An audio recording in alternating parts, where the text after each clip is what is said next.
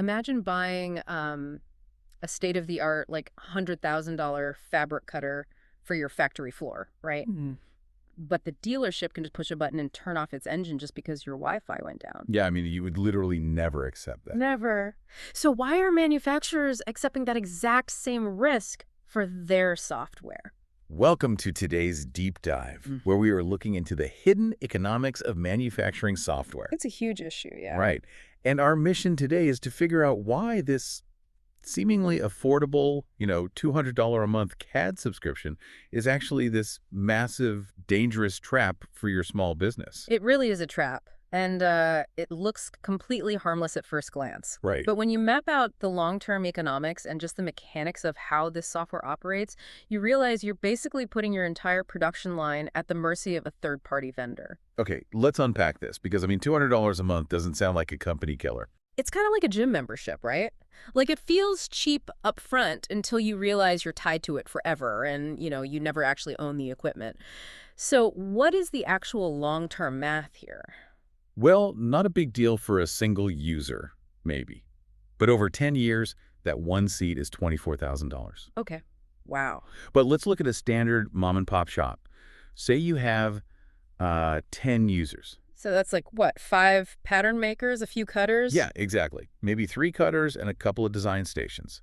Suddenly, that quote-unquote cheap monthly fee quietly drains $300,000 from your bottom line over a decade. $300,000. I mean, that is enough to buy an entire fleet of new physical machines. Exactly. But it's not just the financial drain that's the issue here, right? It's the mechanism of the trap itself. Yeah, and what's fascinating here is how that control shifts.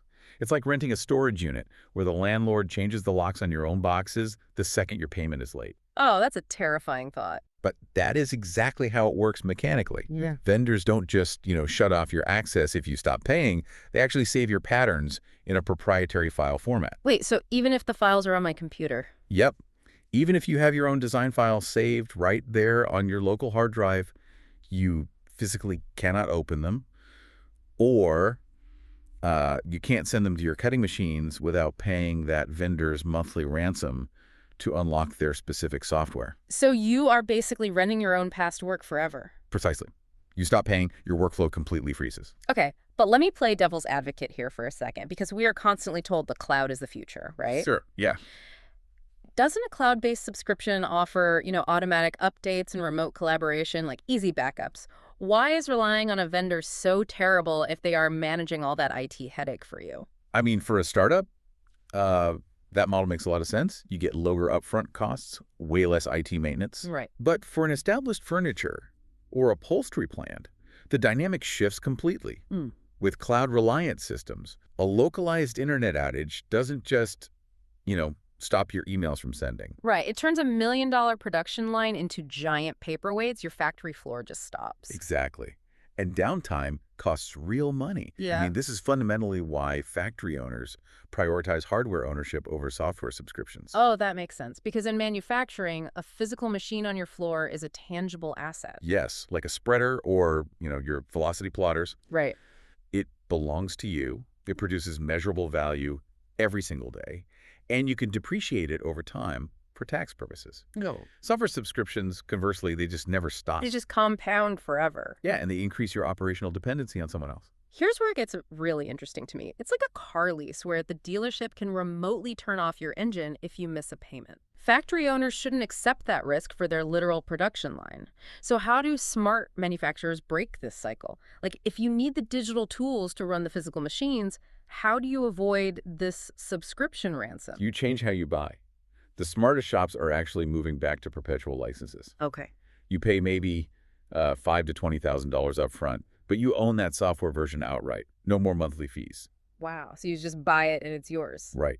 Yeah. And more importantly, they rely on open architecture systems. You need software that exports standard files like DXF or AMA. Right. And just to clarify for anyone unfamiliar, DXF and AMA are basically universal digital blueprints that any brand of cutting machine can read. Exactly. By using those universal formats, you avoid that proprietary ecosystem entirely.